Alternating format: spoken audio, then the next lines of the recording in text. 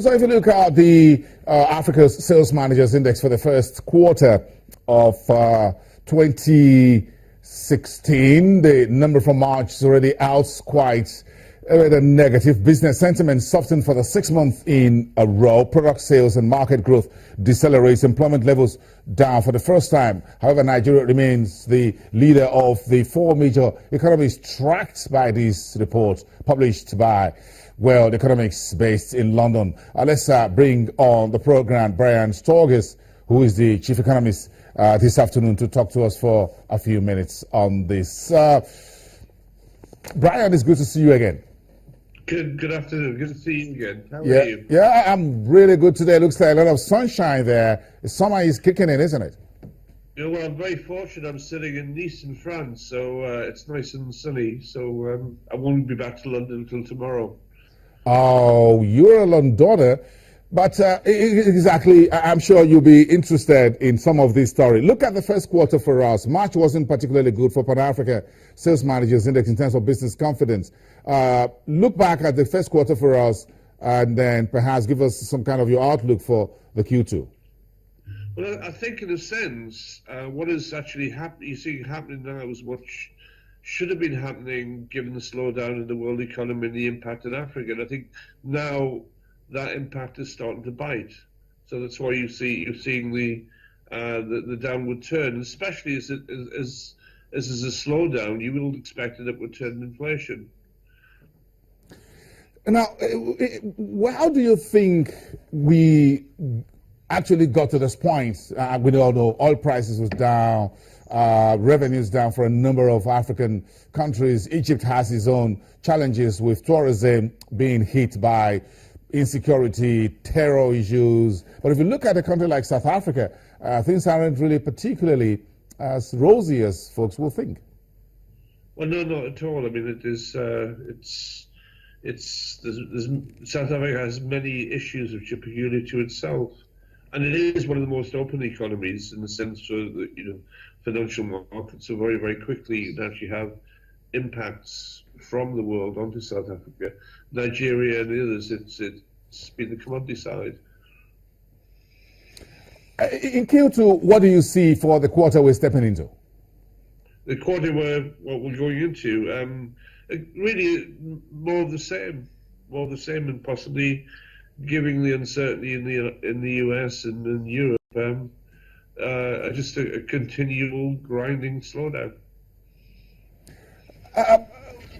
Where do you see a silver lining? Just where do you see some positive green shoots, as it were? Well, I think the green shoots are across Africa. I think there's been very much a feeling that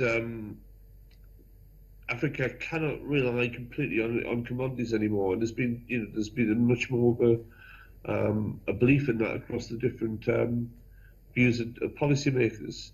And I mean, I'm very, very pleased about how the African Development Bank has now a Nigerian with experience in stimulating small scale agriculture and business. So I think we will see a new viewpoint, but again, you have to go through the pain first. Brian, are you concerned about the fact that a number of African oil producers, Nigeria, Angola, Ghana, and Kenya with mineral resources are heading to the IMF, to the World Bank, and the international marketplace, the Eurobond market, to raise money because things are really, really a bit nasty, if you want to put it that way? Yeah, I am concerned. I'm also concerned about Nigeria's policy on exchange rates, because to keep the exchange rate too high, that is not going to stimulate other industries. But a number of African economies are going through a similar currency crisis, as it were. Kenya is one of them. Ghana is also one of them, where exchange rate has gone really wacky, if you want to put it that way. Mm. Well, if they're going to be experiencing foreign exchange difficulties, the sooner this is out in the open and sorted, the better. But of course, going to the IMF do give conditions. So it will be an impact on domestic economic policy. Finally, how soon do you see things tapering off for Africa, and you can see some of the key economies heading north, second quarter, second half in 2016? I would think really third quarter to the fourth quarter, because again, it's the world economy situation. When is China going to bottom out? When is America going to see its growth not falter, but moving to a more steady phase?